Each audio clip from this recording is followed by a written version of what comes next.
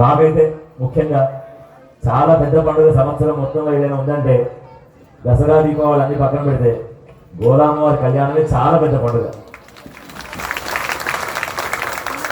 ఆ కళ్యాణం వస్తుందని తెలియగానే మనసులో ఎంత ఆనందం ఉంటుందంటే అబ్బా అబ్బా అబ్బాయికి వెళ్ళాలి వెళ్ళాలి వెళ్ళాలి వెళ్ళాలి వెళ్ళాలి అమ్మవారి కళ్యాణం ఇదే ఆలోచన ఉంటుంది 2-3 రోజుల నుంచి. ఇంకా అసలు ఈ వైబ్రేషన్ సంవత్సరం వరకు గుర్తుంటుంది.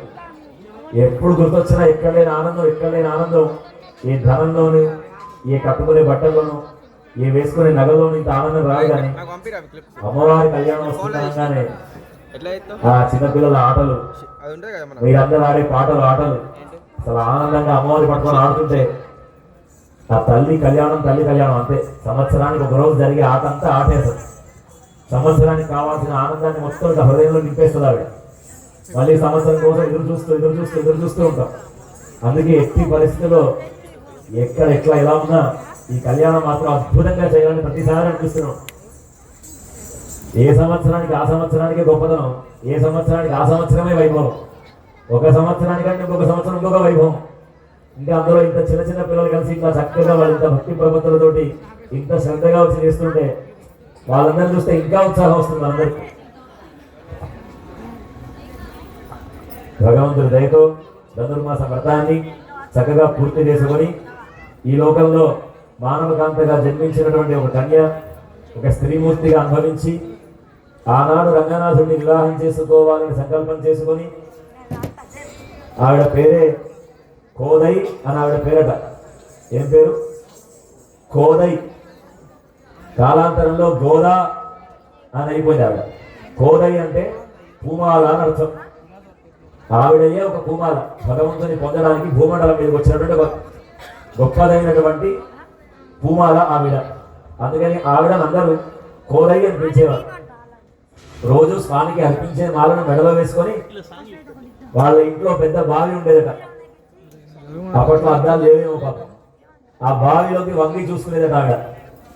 ఆ బావిలో తన బింబాన్ని చూసుకొని నాకు బాగుందా లేదా, అప్పుడు వాళ్ళ ఆయనకు బాగుంటుంది అనుకునేది ఆవిడ. అందుకని బావిలో నీటి అందు తన ప్రతిబింబాన్ని చూసుకొని ఈ మాల ఇప్పుడు బాగుంది అనుకొని ఆ మాలను పంపించేటటువంటి తల్లి. అందుకే ఆవిడకు కోదై, అసలైన అందమైన పూమాల అని ఆవిడని పిలిచారు. తర్వాత ఆవిడ ఇంకొక పేరు ఆండాల్ అని ఇంకొక పేరు. ఆండాల్ అని ఇంకొక పేరు ఉంది ఆవిడ. ఆండవన్ అని భగవంతుడికి పేరు. భగవంతుడికి ఆండవన్ అని పేరు, తల్లికి ఆండాల్ అని పేరు. ఈ ఆండాల్ అంటే మనని కాపాడడానికి వచ్చిన వారు అని అర్థం. మనందరినీ రక్షించడానికి ఉదయించిన అవతారం అని పేరు.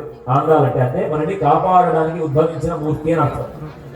ఆయన పురుష శబ్దం కాబట్టి ఆండవన్, ఈయన స్త్రీ శబ్దం కాబట్టి ఆండాళ్ అని పిలుస్తారు. అంటే మనల్ని అన్ని కర్మల యందును అన్ని కాలముల యందును సంరక్షించడానికి వచ్చినటువంటి భూమండలం మీదకి వచ్చినటువంటి ప్రత్యేక అవతారం ఆండాళ్ అని పిలుస్తారు.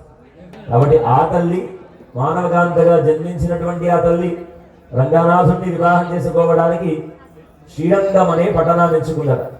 రంగం అంటే ఆట స్థలం,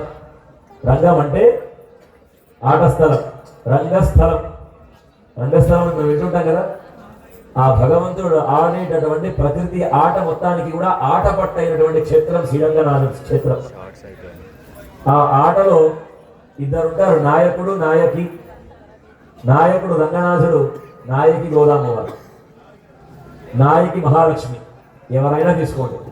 ఆ తల్లి ఆడేటటువంటి ఆట స్థలంలో ఆ భగవంతుడు, ఆ తల్లి క్రీడంతం రమయాసార్థమని అమ్మవారితో క్రీడించి విహరించుటకు గాను ఏర్పరచుకున్నటువంటి దివ్యమైనటువంటి ఆట స్థలం ఈ భూమి అయితే, అందులో వాళ్ళు ఉండడానికి ఉపయోగించినటువంటి స్థలాలలో శ్రీరంగాది ప్రధాన క్షేత్రాలు కొన్ని.